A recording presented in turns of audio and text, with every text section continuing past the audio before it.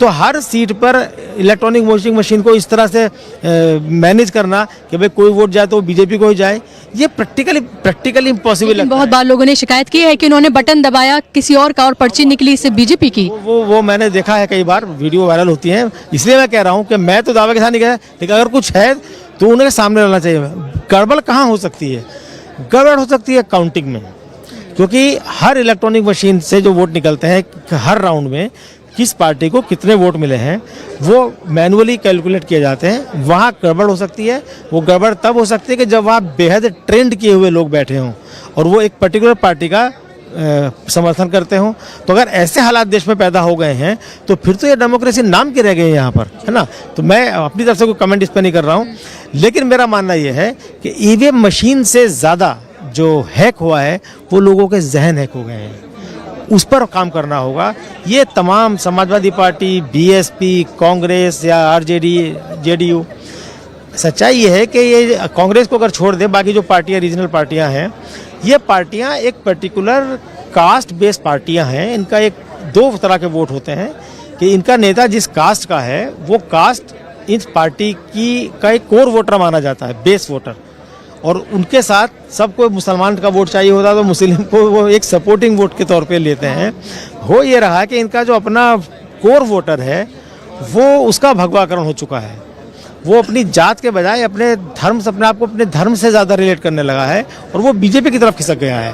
तो इनके पास सिर्फ मुसलमान बचता है, तो मुसलमान कमिटेड होकर इनको वोट देता है, इनका दूसरा वोट भाग जाता है। और चूंकि मुस्लिम समाज के खिलाफ इस देश में एक संस्थागत तरीके से आरएसएस ने, बीजेपी ने एक जॉइंट कैंपेन चलाया हुआ है बरसों से कि मुसलमान जो है वो बाकी सबका हक मार रहे हैं। हालांकि ये डेटा बताते हैं कि भाई जितनी आबादी मुसलमानों की है उस आबादी के अनुपात तो छोड़िए, आधा छोड़िए, बहुत कम सरकारी नौकरी में है, तो जिसकी परसेंटेज ही सरकारी नौकरी में 2 या 3% है, वो किसी दूसरे जिसको अपना हक नहीं मिल रहा है वो दूसरों का हक कैसे मारेगा? तो ये समझने की जरूरत है। लेकिन ये परसेप्शन बन गया है, तो इस परसेप्शन से लड़ने में सब पार्टियां नाकाम हैं, इसलिए ये हार का ठिकरा ईवीएम पर फोड़ती है। लेकिन व्यक्तिगत तौर पर मुझे नहीं लगता है कि ईवीएम पे इतना बड़ा कोई स्कैम किया जा सकता है, और अगर कोई किया जा सकता होगा तो मैं उसको उस चीज को मानूंगा। अभी तो मैं नहीं मानता हूं क्योंकि मुझे कुछ नहीं है। क्या आपको लगता है कि, मेरा आखिरी सवाल आपसे, कि अगर इस मीटिंग के बाद अगर ये फैसला किया जाता है, जाहिर सी बात है कि सारी चीजें मीडिया में नहीं बताई जाएंगी, लेकिन एक मैसेजिंग की जाती है कि सीटों को लेकर एक मोटी मोटी सहमति बनी है, संयोजक हो सकता है क्योंकि उसकी मांग बार बार हो रही है, क्योंकि इतनी पार्टियां हैं, 28 दल हैं, और उसमें कौन कोऑर्डिनेट करेगा, कोई एक ऐसा चेहरा जिसको सब मानते हों, उसको लेकर बात हो सकती है। लेकिन अगर इस मीटिंग के फौरन बाद कोई एक बड़ी रैली होती है, यानी कि ड्राइंग रूम से निकलकर, होटल से निकलकर जनता के बीच अगर जाते हैं, तो आपको लगता है जो परसेप्शन, जो नैरेटिव फिलहाल बना हुआ है वो बदलेगा? क्योंकि लोग ऑप्शन की तलाश तो कर रहे हैं, और इंडिया गठबंधन जैसी बना था, लोगों में एक तरह का एक पॉजिटिव लहर थी, हाथों हाथ लिया था उन्होंने इसको, चाहे भारत जोड़ो यात्रा हो या फिर इंडिया गठबंधन का बनना हो। अभी बीच में थोड़ा सा मनोबल गिरा है, लेकिन इस मीटिंग के बाद अगर कोई बड़ा मैसेज जाता है तो आपको लगता है उस परसेप्शन में, उस नैरेटिव में कहीं ना कहीं आगे बढ़ती हुई, अगर बाजी ना मारती हुई, कम से कम आगे बढ़ती हुई ये इंडिया गठबंधन नजर आएगा? देखिए, इस बैठक में मुझे लगता है कि एक हासिल तो ये होगा कि ये तय हो जाएगा कि कांग्रेस अपनी तरफ से प्रपोजल शायद देगी इस बैठक में। जो तैयारियां हुई हैं कांग्रेस की, लगातार 2-3 दिन कोर कमेटी की बैठक हुई, उसमें एक मोटा फिगर, मोटे तौर पे ये फिगर तय हुई है कि कांग्रेस इतनी सीटें लड़ेगी। वो क्या फिगर है वो एग्जैक्ट अभी नहीं पता चल सकता, और उस पर ये हो जाएगा कि भाई हर स्टेट में कांग्रेस के नेताओं के साथ बैठ के तो ये तय हो जाएगा कि भाई कितनी सीटें लेंगे। हो सकता है इसका ऐलान ये ना करें, लेकिन ये तय हो जाएगा। उसके बाद सीट शेयरिंग का मैटर रहेगा, जो अलग अलग कमेटी अलग अलग स्टेट में बैठ के उसको फाइनलाइज करेंगे। मोटे तौर पे ये हो जाएगा कि भाई कांग्रेस इतनी लड़ेगी और बाकी दल उसमें इतना लड़ेंगे। दूसरी बात, जो ज्वाइंट रैली की बात हो रही है, तो जहाँ तक मेरे पास जानकारी है वो जनवरी के पहले हफ्ते में कोई एक ज्वाइंट रैली कर्नाटक में से हो सकती है, जिसमें सभी पार्टियों के, इंडिया गठबंधन के सभी नेता मौजूद रहेंगे, और चुनाव से पहले ऐसी 6 या 8 रैली प्लान की जा रही हैं, और उसके हिसाब से भी छोटी छोटी कमेटियां बनी, कैंपेन, बहुत सारी चीज़ें होंगी, कॉमन एजेंडा क्या रहेगा क्या नहीं रहेगा। तो 2 बातें होंगी, तो उससे ज्वाइंट रैली अगर होती है तो उससे एक परसेप्शन ज़रूर बनाने में कामयाबी मिलेगी कि भाई ये गठबंधन एकजुट है चुनाव लड़ने के लिए, और सीट शेयरिंग स्मूथली हो रही है, तो उससे इसके बारे में एक सकारात्मक राय बनेगी। अभी तक जो एक निगेटिव राय है गठबंधन को लेकर के कि भाई आपस में लड़ते रहते हैं, इनका तय ही नहीं है कि कौन नेता है, तो मेरे ख्याल में उस पर चर्चा कम होगी और ये एक परसेप्शन बदलने की शुरुआत इससे हो सकती है। जी, बहुत शुक्रिया यूसुफ साहब टाइम देने के लिए, हमारे साथ जुड़ने के लिए। अभी राजीव जी, यूसुफ साहब जिस तरह से बात कर रहे थे, बहुत महत्वपूर्ण पॉइंट जो हैं उन्होंने यहाँ पर उठाए हैं और अब से कुछ ही देर में जब प्रेस कॉन्फ्रेंस होगी तो इन तमाम बातों की पुष्टि होगी, मोहर लगेगी। जो हम बातें जिन पे हम लगातार डिस्कशन कर रहे हैं कि जो इतनी देर तक जो है चर्चा हो रही है, आखिर क्या कुछ बड़ा जो है इस मीटिंग से बाहर निकल कर आएगा, जिसका इंतजार हम तमाम मीडिया कर्मियों को और उससे कहीं ज़्यादा जनता को और कार्यकर्ताओं को है। जी बिल्कुल बिल्कुल, हमारे साथ जुड़ गई हैं डॉक्टर पूजा त्रिपाठी जी, कांग्रेस नेता। पूजा जी, आपका स्वागत करता हूं इस कार्यक्रम में और सीधे हम चर्चा कर रहे हैं। आज बैठक हो रही है इंडिया अलायंस की, इंडिया गठबंधन की, और इस बीच कुछ ब्रेकिंग खबरें आप तक हम पहुंचा रहे हैं। ममता बनर्जी ने मल्लिकार्जुन खड़गे के नाम का प्रस्ताव दिया है। ममता के प्रस्ताव पर इंडिया गठबंधन में चर्चा पर लग सकती है मोहर। चर्चा ये हो रही है कि मल्लिकार्जुन खड़गे को इंडिया गठबंधन की तरफ से पीएम पद का उम्मीदवार बनाया जाए।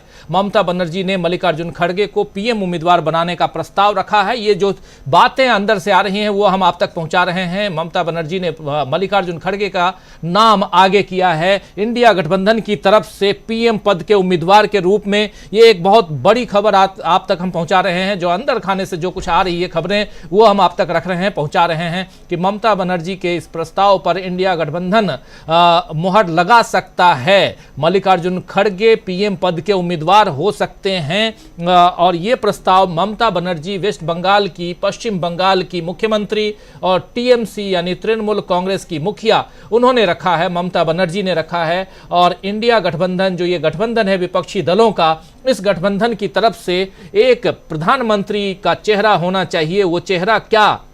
मल्लिकार्जुन खड़गे होंगे जो कांग्रेस के वर्तमान राष्ट्रीय अध्यक्ष हैं। एक बहुत बड़ी खबर आप तक हम पहुंचा रहे हैं दोस्तों। इस वक्त जो खबर आ रही है, जरा सीधे इस पर चर्चा करेंगे। और अंदर प्रेस कॉन्फ्रेंस की तैयारी चल रही है। बुशरा खानम जी सीधे प्रेस कॉन्फ्रेंस के लिए अंदर चली गई हैं, वहां से जैसे जुड़ती हैं हम आप तक रखेंगे। लेकिन इस बीच डॉक्टर पूजा त्रिपाठी जी हमारे साथ जुड़ी हुई हैं। पूजा जी, एक बार फिर से आपका स्वागत करता हूं और सीधे आपके पास आना चाहता हूं। ये जो नाम आप देख रहे हैं, दो तीन चीजें, बहुत अपडेट आप तक पहुंच ही रहा होगा जो कुछ चल रहा है, लेकिन थोड़ा बहुत अपडेट आप तक दे दूं कि नेशनल एक्शन प्लान तैयार कर लिया गया है और नेशनल एक कोर कमेटी तैयार की गई है, बनाई गई है कांग्रेस पार्टी की तरफ से, जिसमें 5 नेता जो हैं वो महत्वपूर्ण रूप से हैं। भूपेश बघेल उसमें हैं, उसमें अशोक गहलोत हैं, उसमें मुकुल वासनिक हैं, उसमें और भी सलमान खुर्शीद हैं और एक नेता में नाम जरा अभी याद करके बताता हूं। लेकिन 5 नेताओं का और मुकुल वासनिक को इस कमेटी का चेयरपर्सन नहीं बल्कि कोऑर्डिनेटर बनाया गया है। दूसरी तरफ अभी आपने देखा ब्रेकिंग कि ममता बनर्जी ने कहा है कि प्रधानमंत्री पद के उम्मीदवार के रूप में हम लोगों को एक नाम आगे रखना चाहिए और वो नाम मल्लिकार्जुन खड़गे साहब से बेहतर और किसका हो सकता है। तीसरी बात यहां जो हुई है वो सबसे पहले इस बैठक की जब शुरुआत हुई तो जो निलंबित 141 सांसद जो निलंबित हुए हैं उनके प्रति आस्था और इस कार्रवाई की घोर निंदा की गई। जो कुछ हुआ है सदन के अंदर, सदन के बाहर जब ये इनमें से कुछ सांसद प्रोटेस्ट कर रहे थे, कुछ मिमिक्री कर रहे थे, उसमें रील बनाते हुए राहुल गांधी दिखाई दिए तो उस पर भी खूब चर्चा हो रही है। ये बाहर हो रही है मीडिया के दूसरे खाने में, उसकी चर्चा हम यहाँ नहीं कर रहे हैं। लेकिन बात सबसे इंपॉर्टेंट ये है कि ईवीएम को लेकर चर्चा भी हो रही है और ईवीएम पर कैसे विश्वास बनाया जाए इसकी चर्चा हो रही है। तो 2-3 बहुत महत्वपूर्ण मसले हैं, इस पर आपकी बात जरूर हम सुनना चाहेंगे, समझना चाहेंगे कि क्या कुछ आप इस पर समझ रही हैं, क्या कुछ किस हिसाब से इस बैठक को आप देख रही हैं और यहां से कितनी मजबूती के साथ ये गठबंधन आगे बढ़ता हुआ दिखाई दे रहा है, जिसके हिस्सों में से एक आप भी हैं। उस हिसाब से भी, उस लिहाज से भी आपको सुनना यहां बहुत इंपॉर्टेंट है। जी पूजा जी। राजीव जी, पहले तो शुक्रिया मुझे आमंत्रित करने का। और आज जो हम देख रहे हैं देश में, अभी आपके चैनल में आने से पहले मैं 2 डिबेट्स में और थी और हर जगह यही मुद्दा था डिस्कशन का कि किस तरह राहुल गांधी रिकॉर्ड कर रहे हैं, किस तरह मिमिक्री की जा रही है। पर ये एंकर ये सुनने को तैयार नहीं थे कि 141 सांसदों का निलंबन हुआ है। इस देश में जो लॉलेसनेस हो गई है, इस देश में जो तानाशाही और अहंकारी प्रवृत्ति का जो नजीर पेश किया गया, आज तक मैंने नहीं सुना, आपने नहीं सुना होगा, किसी ने नहीं सुना कि जो भी सवाल उठा रहा है विपक्षी सांसदों का मुद्दा क्या था। वो ये चाहते थे कि देश के प्रधानमंत्री और गृह मंत्री संसद में आकर ये बयान दे, ये आश्वस्त करें देश को कि इस देश की सबसे सुरक्षित इमारत सच में सुरक्षित है। 30% बजट क्यों कटा है संसद की सुरक्षा का, जॉइंट सेक्रेटरी सिक्योरिटी की पोस्ट क्यों खाली है और 5 लोग घुस जाते हैं, सिक्योरिटी ब्रीच होती है 22 साल बाद 13 नवंबर की घटना के बाद और फायर अलार्म्स नहीं चलते। इन सारे मुद्दों को लेकर जब संसद में सवाल किए गए, विपक्ष का काम क्या है? विपक्ष का काम तो सवाल उठाना है और संसद चलाने की जिम्मेदारी सरकार की है। पर यहाँ हम देख रहे हैं कि जो सवाल उठाता है वो तो छोड़िए, जो सवाल नहीं उठाता है, जो दिल्ली में नहीं था उसे भी बर्खास्त कर दिया गया। मतलब इस तरीके से चल रहा है कि वो एक कहानी सुनी थी हमने कि एक इनविजिबल कपड़ा पहनता था राजा और सब कहते थे बड़ा खूबसूरत लग रहा है राजा। बाद में एक बच्चा बोल देता है अरे राजा तो नंगा है। राजा बिल्कुल बेहद नंगा हो चुका है। जिस तरीके से सबको बर्खास्त किया जा रहा है, इस देश में संसद डेकोरम की, इस देश में पार्लियामेंट्री प्रोसीजर्स की, सांसद सिर्फ एक व्यक्ति नहीं होता, वो अपने पीछे पूरे की पूरी अपने क्षेत्र का प्रतिनिधित्व करता है। वो 15 से 20 लाख लोगों की आवाज होता है। आप उठते हैं और आप कहते हैं आप चले जाइए, आप चले जाइए, आप वेल तक नहीं आएंगे। भाजपा ये नहीं याद करती कि 2G आरोप जब लगे थे सरकार के ऊपर तो 2.5 महीने तक इन्होंने सरकार नहीं चलने दी थी। 3 सेशंस वॉश आउट हुए थे। 13 नवंबर को जब आतंकी हमला होता है और बिल्कुल उसके कुछ वैसा ही मिलता जुलता हमला हुआ था, तो 13 नवंबर को उसी दिन प्रधानमंत्री बयान देते हैं, 4 दिन बाद गृह मंत्री बयान देते हैं। पर यहाँ देखिए, न ये मणिपुर पे बोलेंगे, न ये संसद की सुरक्षा पे बोलेंगे, और तो और जो सवाल पूछेगा उसे बिल्कुल एक तरीके से तुम भी निकल जाओ, तुम भी निकल जाओ। तो मुझे लगता है जिस तरीके से ये देश चल रहा है, यह देश के लिए भी बहुत खतरनाक है। ऐसे में इंडिया गठबंधन की बहुत महत्वपूर्ण है ये बैठक। इंडिया गठबंधन और भी जरूरी हो जाता है। देखिए 3 राज्यों में हमें हार का सामना करना पड़ा। कांग्रेस प्रवक्ता की हैसियत से बोल रही हूँ और ये निराशाजनक था हमारे लिए। पर ये जब मैं बाकी इंडिया गठबंधन के प्रतिनिधियों को सुनती हूँ, अखिलेश जी कहते हैं कि एक सम्मानजनक गठबंधन होगा, शरद पवार जी कहते हैं कि राज्यों का चुनावों के नतीजों पे कोई फर्क नहीं पड़ेगा, लालू जी अपने चिर परिचित अंदाज में कहते हैं कि कौन है नरेंद्र मोदी। तो मुझे लगता है कि आज ये सारे लोग जो बैठे हैं, 27 दलों के लोग जो बैठे हैं, ये एक रिजॉल्व के साथ बैठे हैं कि इस देश को इस विघटनकारी राजनीति से, इस देश को इस निलंबन वाली राजनीति से बचाना है, इस देश का आस्था वापस से बैठाना है संवैधानिक संस्थाओं पर। यह देश संविधान से चलेगा, यह देश संसद से चलेगा, और कोई भी मसला होगा, चाहे मणिपुर हो, चाहे संसद की सुरक्षा की बात हो, प्रधानमंत्री हम सबके प्रधानमंत्री, गृह मंत्री हम सबके गृह मंत्री हैं, उनको इसकी जवाबदेही तय करनी होगी। इस तरीके से देश सिर्फ इलेक्शन टू इलेक्शन मोड में नहीं चल सकता। देश चलाने की आपको जिम्मेदारी लेनी पड़ेगी, सरकार आपकी है। तो इस हिसाब से इंडिया गठबंधन की ये बैठक बहुत महत्वपूर्ण है। ये खड़गे जी वाली बात तो मुझे अभी आप ही के चैनल से पता चली। खड़गे जी हमारे वरिष्ठ हैं, टास्क मास्टर हैं। उन्होंने कांग्रेस के रिवाइवल के लिए, कांग्रेस में नई नीतियों के लिए, कांग्रेस में यंग लोगों के प्रवेश के लिए बहुत काम किया है और हम सब उनकी बहुत सम्मान करते हैं। ऐसा हो तो बहुत अच्छा हो।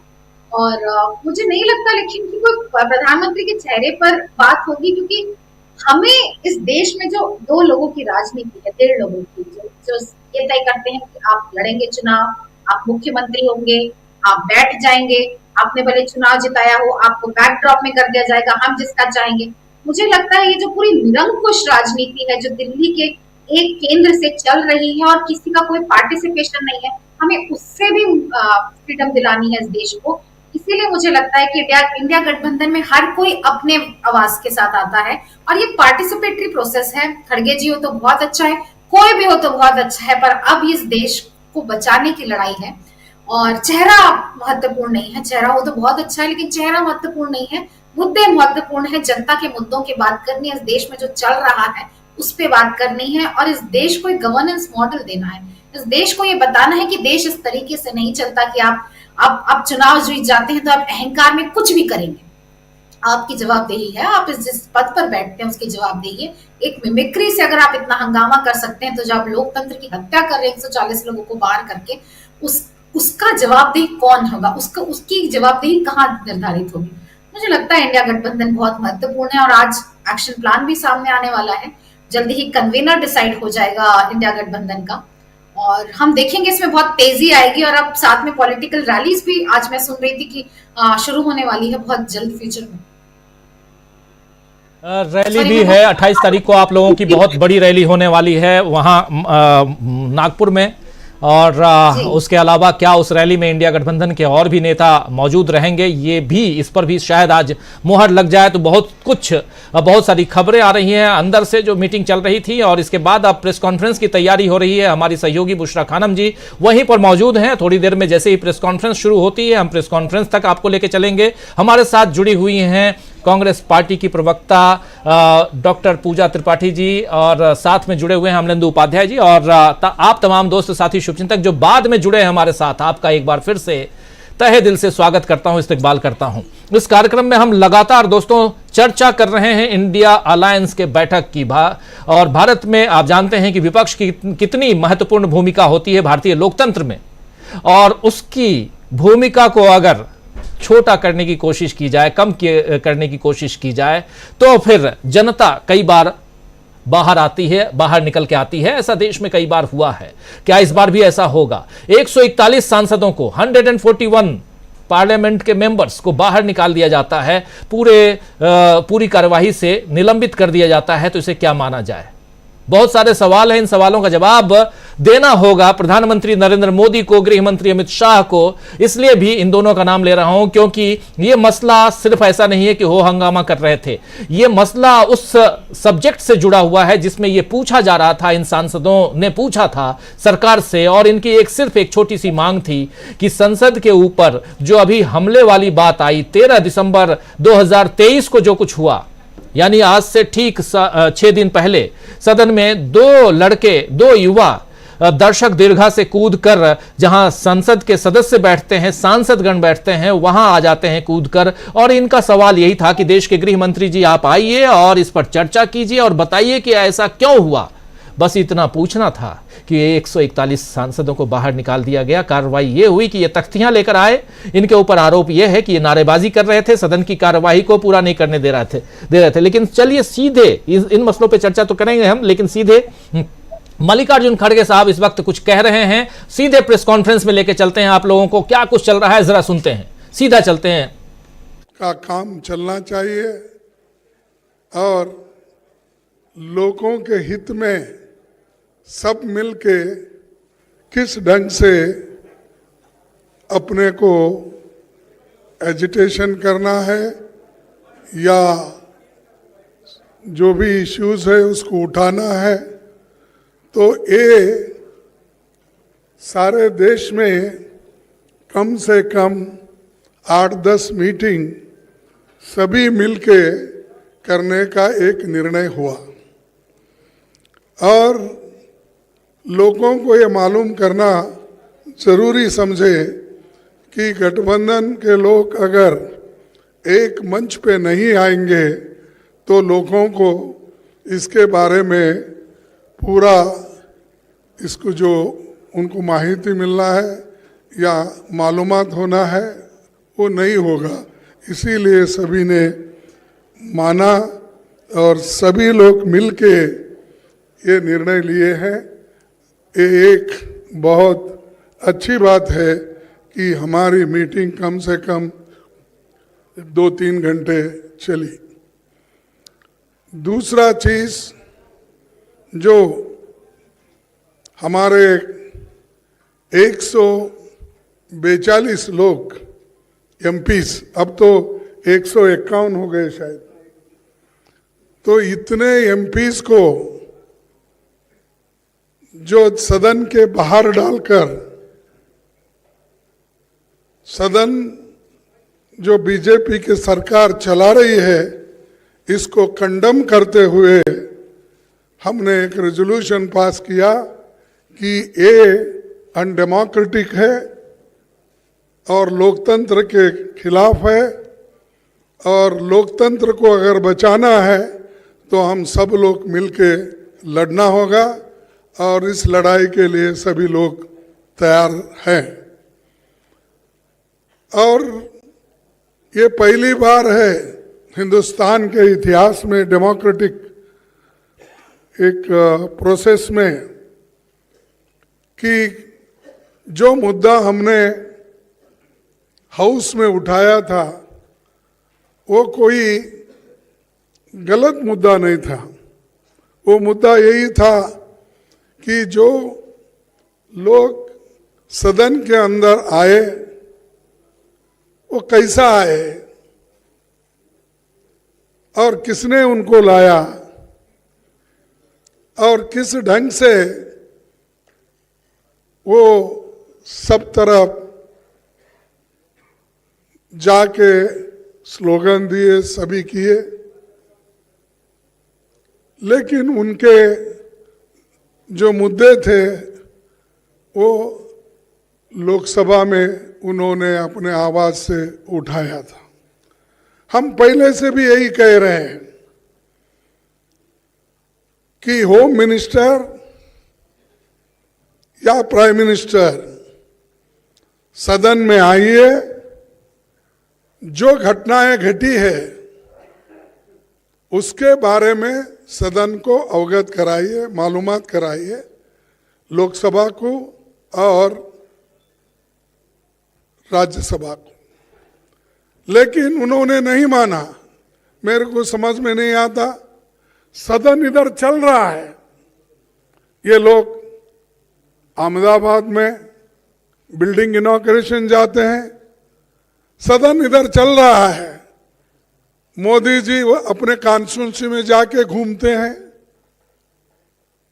ये क्या है? ऐसा कभी नहीं हुआ। सदन यहां देश में रह के और सभी तरफ अपने भाषण देने लगे, लेकिन पार्लियामेंट में क्यों नहीं आए? लोकसभा और राज्यसभा में क्यों नहीं आए? तो ये जो उनकी मंशा है कि डेमोक्रेसी को खत्म करना, अगर नहीं गए तो क्या होने वाला को कौन पूछने वाला है? और यहां तक कि 151 लोगों को सस्पेंड करके बाहर जो निकाले, ये पहला इंसिडेंट है कि देश में इतने लोगों को आज तक किसी ने सस्पेंड नहीं किया था। ये सरकार ने प्रोत्साहन देकर सस्पेंड करने के लिए लगाए। ये बड़ी बुरी बात है और इसके लिए हम लड़ेंगे, मैदान में जाएंगे। और जो आज प्राइम मिनिस्टर और होम मिनिस्टर समझ रहे हैं कि हमारे सिवाय हिंदुस्तान में और कोई भी नहीं, हम ही हुकूमत करने के लायक है, ये उनका समझ है। इस समझ को खत्म करने के लिए हम सब एक हुए हैं।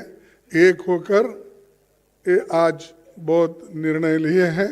एक तो 151 लोगों के बारे में, और दूसरा जो है सब मिलके प्रोटेस्ट करना। और ऑल इंडिया प्रोटेस्ट 22 दिसंबर को ये जितने भी सस्पेंशन हो गए उनके बारे में ये चलेगा। और तीसरी बात यह है कि जो इंडिया गठबंधन का एक मुद्दा है कि सभी लोग मिलकर काम करेंगे और सीट शेयरिंग का भी हम मिलके पहले जिस स्टेट में हमारे लोग हैं, पहले वो लोग वहाँ पर एक दूसरे से समझौता करेंगे। अगर कहीं दिक्कत है या कहीं अभी नहीं बन सकता, उसके लिए फिर यहाँ पर हमारे जो इंडिया गठबंधन के नेता लोग हैं उसको डिसाइड करेंगे। और बहुत से जगह जो हर एक पार्टी एक जो है वो ठीक ढंग से है। अब चाहे वो तमिलनाडु में हो, केरला में हो, कर्नाटक में हो या तेलंगाना में हो, बिहार में हो, अब जो मुद्दा है इसका यूपी में, वो भी सुलझ जाएगा और बाकी का दिल्ली या पंजाब का है वो समस्या को भी किस ढंग से सुलझाना, ये भी बात बाद में तय हो जाएगी। तो ये हमने तय करके ये मीटिंग करा।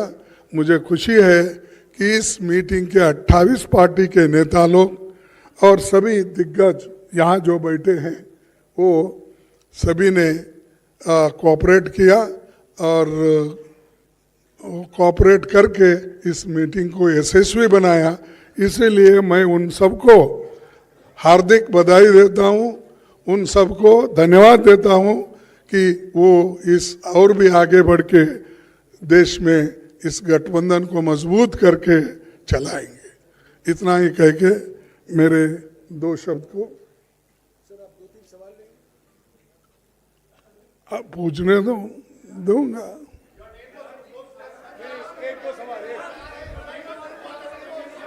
ऐसा नहीं चलेगा, ऐसा नहीं चलेगा। हाँ सिद्धार्थ,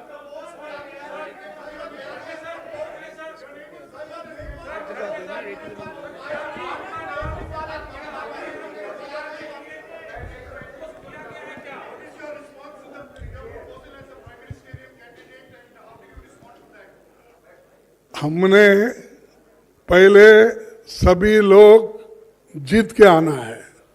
जीत के लिए क्या करना उसके बारे में हम सोचे। कौन प्राइम मिनिस्टर बनना ये बाद में की बात है। एमपीज अगर नहीं है तो प्राइम मिनिस्टर की बात करके क्या फायदा है। तो इसीलिए हम पहले अपनी संख्या बढ़ाने के लिए एक होकर सभी लोग लड़ के हम मेजॉरिटी लाने की कोशिश करेंगे। और बीजेपी आज जो और मोदी जी बहुत इतना 1-2-3 इलेक्शन होने के बाद उनको तो इतना घमंड आया कि अब देश में मेरे सिवाय कोई नहीं बचेगा या दुनिया में भी मैं एक ही लीडर हूँ प्रचार करते हैं। तो हम पहले जीतने की कोशिश करेंगे और एक होकर जीतेंगे।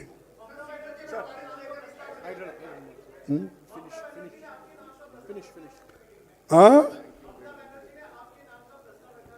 अरे मैं कितने बार बोलूं कि एक बोल रहा हूं, पहले हम जीतेंगे, उसके बाद में हमारे एमपीज आकर क्या कर सकते हैं डेमोक्रेटिक प्रोसेस में वो हो जाएगा।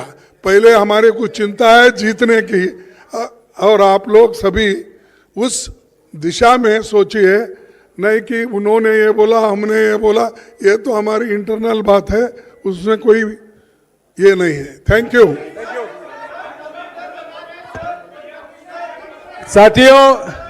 साथियों आज की बैठक के बाद सभी पार्टियों ने ये गुजारिश की खरगे जी से कि वो आपको ब्रीफ करें।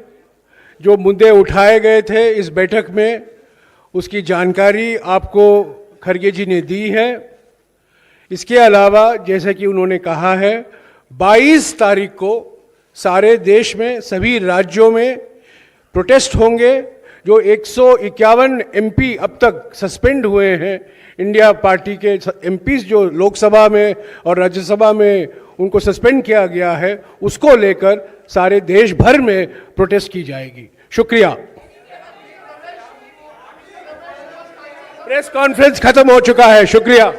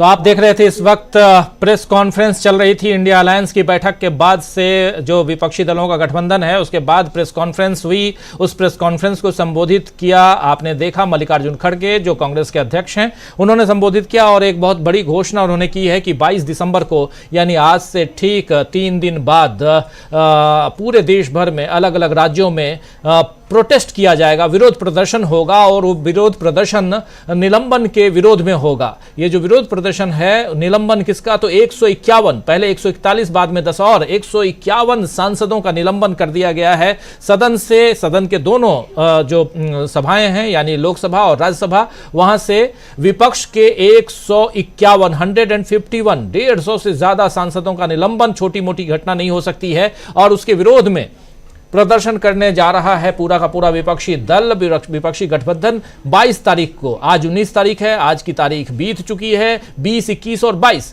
3 दिन बाद तीसरे दिन सीधे पूरे देश भर में प्रदर्शन होगा। लेकिन उसके अलावा यहां जो बातें हुई हैं उसमें महत्वपूर्ण बात यह हुई है कि ममता बनर्जी ने मल्लिकार्जुन खड़गे को पीएम उम्मीदवार के रूप में पीएम उम्मीदवार बनाने का प्रस्ताव रखा था, लेकिन मल्लिकार्जुन खड़गे साहब ने जो कुछ कहा अंदर वही बातें आकर यहां बाहर प्रेस कॉन्फ्रेंस में कही और उन्होंने साफ साफ कहा कि पहले हम जीत कर आएंगे फिर पीएम पद की बात करेंगे और पीएम पद की बात तब तक नहीं करेंगे जब तक कि हम जीत कर ना आए। हम पहले जीतना चाहते हैं, हम पहले ज्यादा से ज्यादा सांसदों को सदन के अंदर लाना चाहते हैं और फिर संसद जो सदस्य होते हैं संसद के यानी सांसद जो होते हैं पार्लियामेंट के जो मेंबर्स होते हैं वही अपने दल का नेता चुनते हैं और उसके बाद चुन लिया जाएगा कि कौन प्रधानमंत्री होगा। यानी प्रधानमंत्री का चेहरा, इसकी घोषणा विपक्ष नहीं करना चाहता है अभी। लेकिन उसके अलावा कहा जा रहा है कि बहुत सारी ऐसी बातें हुई हैं जिसमें ईवीएम के मुद्दे पर भी बहुत अहम बात हुई है। बहुत कुछ हुआ है। अमलेंदु उपाध्याय जी, जरा आपकी पहली प्रतिक्रिया, और थोड़ी देर में कोशिश करते हैं कि बुशरा खानम जी वहीं हमारे सहयोगी उसी प्रेस कॉन्फ्रेंस में मौजूद थी, उन्होंने और क्या कुछ देखा और कोई बातचीत उनकी हुई है तो वो भी हम आप तक पहुंचाएंगे। लेकिन बहुत अहम कि आज ये जो बैठक थी अब वो खत्म हो चुकी है। प्रेस कॉन्फ्रेंस में सिर्फ एक नेता, वो भी मल्लिकार्जुन खड़गे, आप देख सकते हैं, समझ सकते हैं कि मल्लिकार्जुन खड़गे को यहां सबने ये कहा कि आप ही बात कीजिए, आप ही मीडिया को संबोधित कीजिए। क्या कुछ कहेंगे आप? देखिए राजीव जी, भले ही गठबंधन का कोई संयोजक या कोई चेयरपर्सन घोषित नहीं किया गया हो, लेकिन जिस तरीके से मल्लिकार्जुन खड़गे ने अकेले संबोधित किया प्रेस कॉन्फ्रेंस को, सारी जानकारी उन्होंने दी, उससे एक बात स्पष्ट हो गई कि मल्लिकार्जुन खड़गे एक तरीके से सर्वसम्मत चेहरा इस गठबंधन का है। तो वो अंदर की बातें भले ही बाहर जो कुछ भी हुई हो, बाहर आके जो संयुक्त रूप से कहा गया, मतलब खड़गे जी ने कहा, बात वही है कि हम कोई फेस सामने रख करके नहीं जाएंगे, लेकिन फेस कौन हो सकता है ये एक समझने वाली चीज़ है। दूसरी बात राजीव जी ये कि मुझे लगता है कि गठबंधन कोई भी इस तरीके की गलती नहीं करना चाहता। जिस तरीके की भारतीय जनता पार्टी की रणनीति है वो उसमें नहीं जाना चाहता कि कोई सामने इस तरीके से फेस रख करके लाया जाए। फिर डेमोक्रेसी का मतलब क्या है? अगर आप जो है मतलब फेस रख करके अगर आप सामने रखते हैं तो इसका मतलब आपको डेमोक्रेसी में कोई आस्था नहीं है। चूँकि भारत में संसदीय प्रणाली है, अध्यक्षीय प्रणाली नहीं है, तो इसलिए आप कोई चेहरा रख कर के सामने नहीं रख सकते हो। हमने देखा है ये चेहरा रख कर के सामने रखने का पीएम इन वेटिंग जो है वो 2 लोकसभा चुनाव में जो है वो लालकृष्ण आडवाणी जी थे, आज वो कहाँ है पीएम इन वेटिंग? अभी तक वो पीएम इन वेटिंग ही है, तो वेट उनका ख़त्म ही नहीं हो रहा है। तो इसलिए कि किसी का भी कोई पीएम इन वेटिंग जो वो इंडिया गठबंधन की तरफ से नहीं है, कोई भी पीएम इन वेटिंग जो भी होगा वो सीधा पीएम ही होगा। वेटिंग की यहाँ कोई लिस्ट नहीं है, यहाँ कंफर्म टिकट ही होगा जिसका भी होगा। मुझे लगता है कि यही जो है वो खड़गे जी ने कहा है कि भाई जब हम पे सीटें होंगी तो हमारा टिकट कंफर्म होगा, जिसका भी होगा तो वो हम लोग तय कर लेंगे किसको करना। और यही जो राजीव जी संसदीय प्रणाली है जो जिस पे हमारा देश चलता है कि सांसद आकर के प्रधानमंत्री चुनते हैं, जनता चुन करके नहीं भेजती है। तो किसी फेस पे चुनाव नहीं होता है, फेस जो है वो सांसदों का होता है, जो लोकसभा के उम्मीदवार होते हैं उनका होता है, तो वो जीत कर जाते हैं। दूसरी महत्वपूर्ण बात राजीव जी जो है कि जो हम लोग अभी थोड़ी देर पहले चर्चा कर रहे थे कि कोई एक संयुक्त कॉल जो है वो गठबंधन की तरफ से आनी चाहिए और सड़कों पर भी गठबंधन दिखाई देना चाहिए। वो कॉल इन लोकसभा सांसदों के निलंबन के बहाने ही जो एक तरीके से आ गई है। और 22 दिसंबर को जो सभी राज्यों में ये प्रदर्शन होने हैं, जाहिर सी बात है कि इसमें इंडिया गठबंधन का एक संयुक्त स्वरूप जो है वो सारे राज्यों में दिखाई देगा। और मुझे लगता है कि इस आंदोलन के जरिए ही एक संयुक्त इंडिया गठबंधन जो है वो पूरे देश भर के अंदर दिखाई देगा, ना सिर्फ बैठकों में बल्कि सड़कों पर भी जो गठबंधन जो वो दिखाई देगा। इसके जरिए होगा राजीव जी ये कि लोकसभा चुनाव के लिए जो कार्यकर्ताओं के बीच आपस में एक सामंजस्य बैठना है और उनके बीच जो एक बॉन्डिंग होनी है वो तैयार होना शुरू हो जाएगी। किस तरीके से मुद्दों को लेकर के संयुक्त आंदोलन जो है वो फिर राज्यों के अंदर होना शुरू हो जाएंगे और एक मजबूत गठबंधन का आकार जो है वो जनता के स्तर पे और कार्यकर्ताओं के स्तर पे भी बनना शुरू हो जाएगा। सिर्फ ये नहीं होगा कि सब नेता तो आपस में मिल गए और जनता कार्यकर्ता जो होते हैं वो आपस में नहीं मिले या वो ट्रांसफर नहीं हुआ। जैसा कि हेमंत दत्ती जी अब थोड़ी देर पहले हम लोगों के साथ में थे, वो कह रहे थे कि सपा और बसपा का गठबंधन तो हो गया लेकिन सपा का वो ट्रांसफर हो गया बसपा का वो ट्रांसफर नहीं हुआ। तो इस तरीके की कोई परिस्थिति पैदा ना हो, मुझे लगता है कि इस तरीके के संयुक्त आंदोलन जो है वो इस परिस्थिति से बचाने का काम करेंगे और वो ट्रांसफ़र जो है वो सारे इंडिया गठबंधन के दलों का एक दूसरे को ट्रांसफ़र होगा। ये एक अच्छी रणनीति है और इसके बाद आगे भी हो सकता है कि आगे चल करके और भी जो है वो कार्यक्रम घोषित हो इसी तरीके के आंदोलन। जी राजीव जी, एक बात यहाँ से आप समझ में आ रही है कि इंडिया गठबंधन के अंदर जो चलिए पहले सबसे पहले अखिलेश यादव ने क्या कुछ कहा है इस मसले पे जब वो बाहर निकल रहे थे मीटिंग के बाद, तो उन्होंने जो बातें मीडिया से की हैं जरा वो सुन लेते हैं। बहुत कुछ यहाँ और बाकी है कहना। ईवीएम पर क्या बात हुई, असलम चिश्ती जी पूछ रहे हैं कि ईवीएम पर, उपाध्याय जी ईवीएम पर क्या चर्चा हुई ये भी बताइए, इस पर भी हम बात करेंगे। लेकिन पहले अखिलेश यादव क्या कुछ कह रहे हैं सुनिए जरा। यूपी में 80 हराओ, प्रधानमंत्री का चेहरा कौन होगा और लोकतंत्र बचाओ।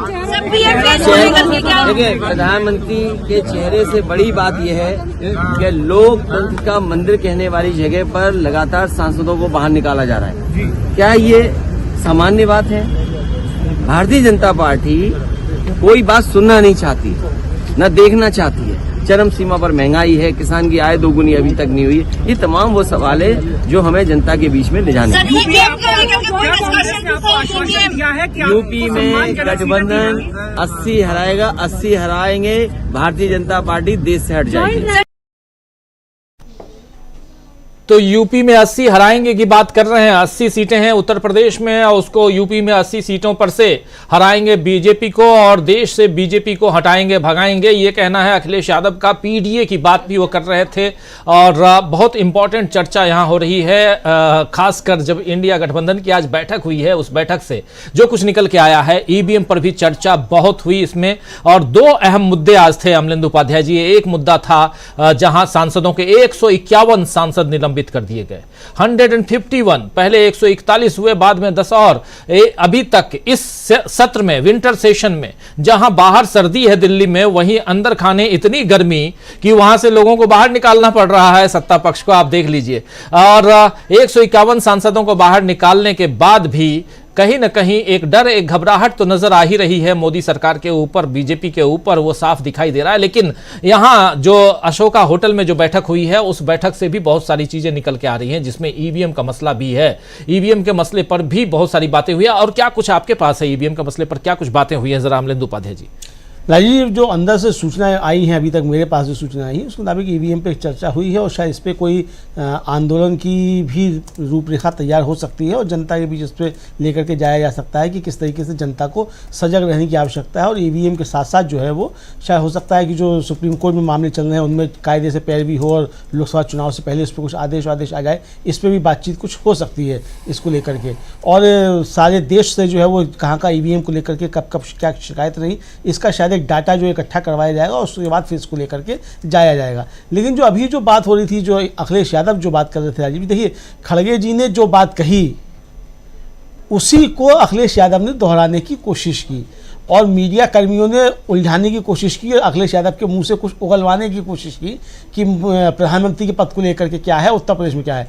अखिलेश यादव ने भी खूबसूरती के साथ वही बात कही जो खड़गे जी ने अपनी प्रेस कॉन्फ्रेंस में कही, यही कि भाई पहले हम जीत के आए, उसके बाद प्रधानमंत्री का चेहरा कौन होगा, प्रधानमंत्री कौन बनेगा, ये बाद में तय होगा। अखिलेश यादव ने भी यही कहा कि शायद जया बच्चन भी कुछ कह रही हैं, अगर साउंड लेके आ सकते हैं। जया बच्चन क्या कुछ कह रही हैं, समाजवादी पार्टी की तरफ से हैं नेता और राज्यसभा में सांसद हैं, और निलंबन के बाद और इस बैठक के बाद क्या कुछ कहा है जया बच्चन ने, जरा वो भी सुन लेते हैं, सुनिए जरा। अभी क्या है कि अपोजिशन में राज्यसभा में हम सिर्फ 3 महिलाएं रह गई हैं, गला सूख गया, चिल्ला रहे हैं, कोई सुन नहीं रहा हमारा। तो हमने सोचा कि शायद इस बार मीडिया हमारी मदद करे जो हम कहना चाहते हैं वो सार्वजनिक करें। हमारी कोई सुनवाई नहीं हो रही है। मुझे ये समझ में नहीं आता है कि सांसद टीवी है, उसमें हमारे चेयरमैन को दिखाते हैं, और अगर बीजेपी से कोई मंत्री बोल रहा हो तो उन्हें दिखा देते हैं, एक आध महिला जब बोलती हैं दिखा देते हैं। ऑपोजिशन चाहे मर जाए, कुछ भी हो जाए, उनको नहीं दिखाते, आवाज़ उनकी सुनाई देती है। ये तो this is not democracy, this is a mockery of democracy. आप कुर्सी में बैठ के अपनी पीड़ा का व्यक्त करते, अरे हमारी पीड़ा का क्या? हमारे ऑपोजिशन के इतने मेंबर्स को कल आपने बाहर कर दिया, आज जो वेल में गए उनको क्यों नहीं बाहर कर रहे? So what is this system of justice, I want to know. Parliamentary affairs minister बोलते हैं, पार्लियामेंट्री अफेयर्स नहीं, लीडर ऑफ द हाउस बोलते हैं कि आज हम आप लोगों को देख लेंगे कि सहन शक्ति कितनी है, 11 बजे तक हाउस चलाएंगे। ये आज तक कभी हुआ है? इस तरह की भाषा कभी किसी ने प्रयोग किया? नहीं किया। मुझे तो 18 साल हो गए, मैंने कभी ऐसा नहीं किया। हम बोलते जा रहे हैं, कोई सुनता ही नहीं, और ऊपर से कह दिया जाता है आप लोग हाउस को डिस्टर्ब कर रहे हैं। हम अपनी जगह में खड़े तो चल भी नहीं सकती, हाउस को डिस्टर्ब कर रहे हैं, हमारा नाम भी ले रहे हैं। हमारा भी नाम लिया नहीं, वही तो हम दोनों का नाम लिया। हम अपनी जगह में खड़े होकर चिल्ला रहे थे, ये हमारा राइट है। It is our right to speak, it's our right to also say what we want to say, and in solidarity with all our MPs who were dismissed yesterday, and with this unfair judgment of not dismissing the members who were in the well today, we walked out of that. तो अभी आप सुन रहे थे जया बच्चन को, और निलंबन में ये 3 महिलाएं ही सिर्फ बची हैं जो अंदर हैं, सदन के अंदर हैं, और चिल्ला चिल्ला के बता रही हैं गला सूख गया लेकिन कोई सुनता नहीं है, मीडिया शायद अब हमारी मदद कर दे। लेकिन यहाँ से बाहर अगर आप देखें तो ज़्यादा दूरी नहीं, बल्कि लगभग 3 से 4 किलोमीटर की दूरी पर सदन से अशोका होटल है, और उस अशोका होटल में आज बैठक हो रही थी इंडिया गठबंधन की, बहुत ही महत्वपूर्ण बैठक। उस बैठक से बहुत कुछ निकल के आया है जिस पर चर्चा हम कर रहे हैं, लगातार आप तक हम खबरें पहुंचा रहे हैं, और अभी से ठीक थोड़ी देर बाद जब न्यूज़ पॉइंट हम करेंगे तो उस पर समीक्षा भी करेंगे। न्यूज़ पॉइंट में भी बहुत सारी बातें होंगी 7 बजे से जब आप हमारे साथ जुड़ते हैं तो, लेकिन हम लगातार 3:30 बजे से आपके साथ बने हुए हैं और पल पल की रिपोर्ट बता रहे हैं। ईवीएम पर भी अहम चर्चा हुई है। आप कुछ बातें बता रहे थे अमलेंदु जी, तब तक कुछ ब्रेकिंग खबरें, कुछ ऐसे विजुअल्स आ गए, खासकर अखिलेश यादव जो बातें कह रहे थे उनकी बात भी रख रहे थे। ईवीएम पर और भी क्या महत्वपूर्ण बातें हुई हैं, जरा ये बताइए, और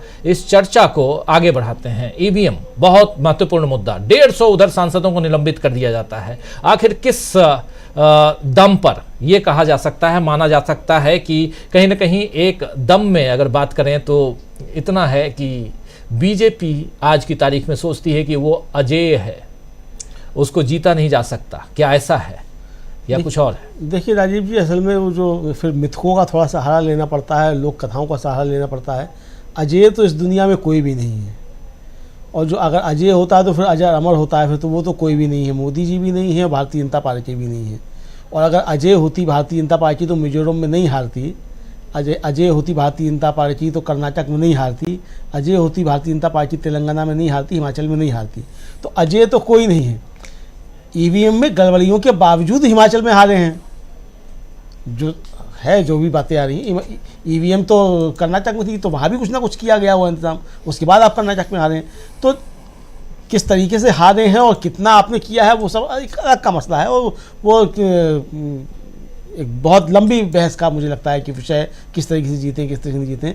लेकिन निश्चित तौर पर राजीव जी, अजय कोई नहीं होता है, और ये घमंड किसी को होना भी नहीं चाहिए कि कोई अजय है। और अगर किसी को ये घमंड है कि वो अजय है तो वो घमंड फिर चकनाचूर निश्चित तौर पे होता है। मुझे लगता है कि डेमोक्रेसी में खासतौर से किसी को भी अजय होने का कोई भ्रम जो है वो नहीं पालना चाहिए।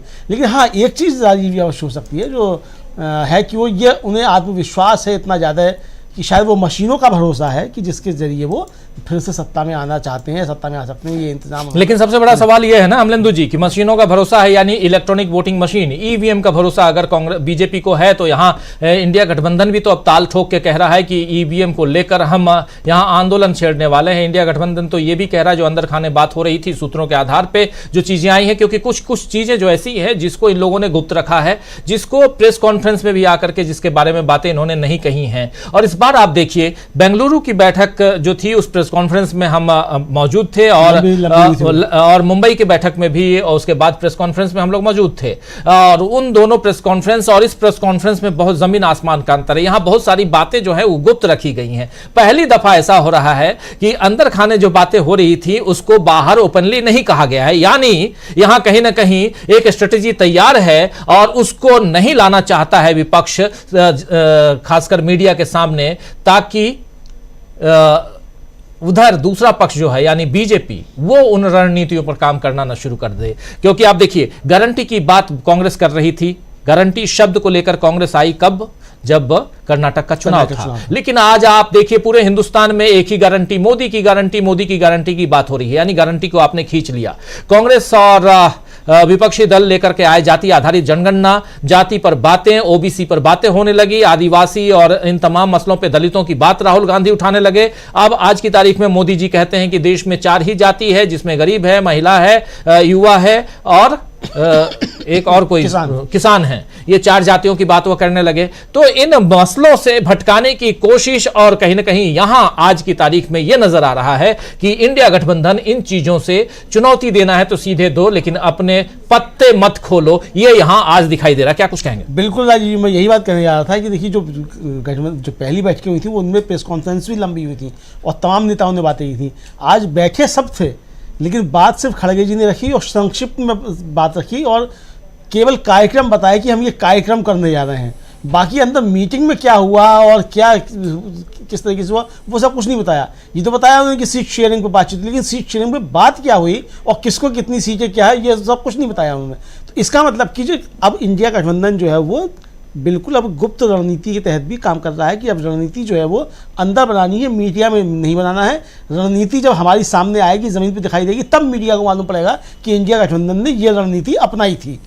मुझे लगता है ये बहुत अच्छा मूव है और ये बहुत होशियारी का एक मूव है कि हम जो भी कर रहे हैं वो हम अंदर तय करेंगे, आपस में हमें तय करना है और जो भी हमें काम करने हैं वो आपस में तय करके काम करने हैं कि किस तरीके से किसको कहाँ क्या जिम्मेदारी है, किसको क्या कदम उठाना है, वो हम आपस में तय करके उसको कदम उठाएंगे। और जब हम कदम उठाएंगे तब मीडिया को जानकारी होगी कि भाई हमने ये कदम उठाया था और ये हमारी एक चर्चा हुई थी। इसीलिए अखिलेश यादव की भी हम लोगों ने बाइक दिखाई, अखिलेश यादव ने भी सारे मुद्दों को घुमा दिया। वही रणनीति उन्होंने अपनाई जो खड़गे जी ने प्रेस कॉन्फ्रेंस में आकर के कही। तो मुझे लगता है कि सारे मुद्दों पे अंदर बातचीत हुई और मीडिया के पास बाहर वो बातें नहीं आ रही हैं और शायद गठबंधन बताना भी नहीं चाहता है मीडिया को कि हम अंदर क्या तैयारी करने के लिए जा रहे हैं। मान लीजिए ईवीएम पे ही जो बातें हुई होगा वो चीज़ें सब बाहर आ जाएंगी तो हो सकता है उसकी कुछ काट निकालने की बातें होने लग जाएं, कुछ और चीज़ें सोची जाने लग जाएं किस तरीके से क्या हो, या कोई और रणनीति है किसी और मुद्दे को लेकर के। तो अभी मुझे लगता है कि मुद्दे भी किसी को नहीं बताए गए हैं और क्या अंदर रणनीति ये भी बाहर किसी को नहीं बताया गया है। वो जब सामने रणनीति में काम होगा तब लोगों को मालूम पड़ेगा कि इंडिया गठबंधन ने ये रणनीति अपनाई है। राजीव जी बिल्कुल।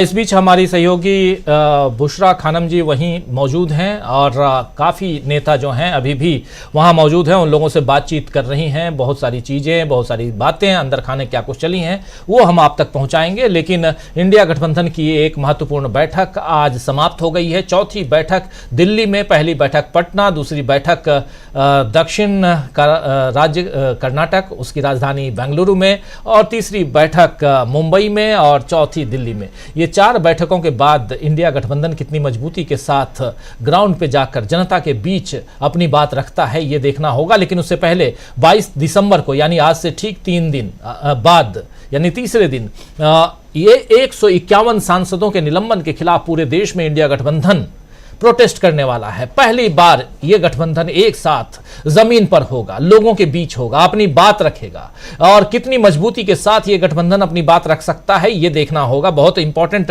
पहलू है वो। और उसके साथ साथ ये भी कि 28 तारीख को जो कांग्रेस की का स्थापना दिवस है, 138वां स्थापना दिवस, उस दिन आरएसएस के मुख्यालय नागपुर में जो महारैली कांग्रेस करने जा रही है, उस महारैली में भी ये गठबंधन के नेता वहां पहुंचने वाले हैं, ऐसी खबर भी आ रही है। और खबर यह भी आ रही है कि इंडिया गठबंधन ने इतना कर दिया है कि अब ईवीएम को लेकर भी मुहिम छेड़ी जाएगी, यानी कि बहुत कुछ होना है।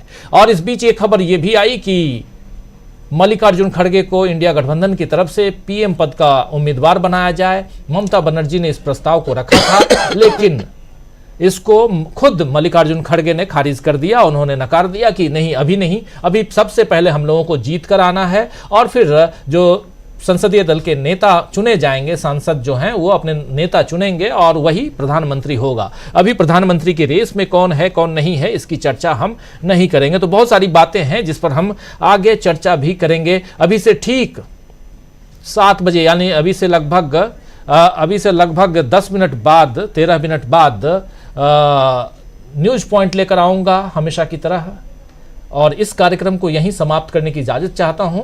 और बहुत सारे अपडेट, बहुत सारी बातें जो इंडिया गठबंधन में हुई हैं, उन सब को लेकर आपके बीच अभी से ठीक 10 मिनट बाद लगभग 7 बजे आपके बीच मौजूद रहूंगा। और हमेशा की तरह न्यूज़ पॉइंट में आप सब जुड़िए और उसमें तमाम हमारे वरिष्ठ जन जो पैनलिस्ट साथी होते हैं उनके बीच उनके साथ हम मौजूद रहेंगे। आज श्रवण गर्ग साहब भी रहेंगे हमारे साथ, आज अमलेंदु जी तो हैं ही, उनके अलावा भी बहुत सारे साथी होंगे, उन सब से भी हम इस मसले पे चर्चा करेंगे। तो अभी मुझे दीजिए इजाज़त और अभी से ठीक 10 मिनट बाद आपके बीच फिर से, 10 नहीं बल्कि 12 मिनट बाद ठीक 7 बजे आपके सामने मौजूद रहूँगा।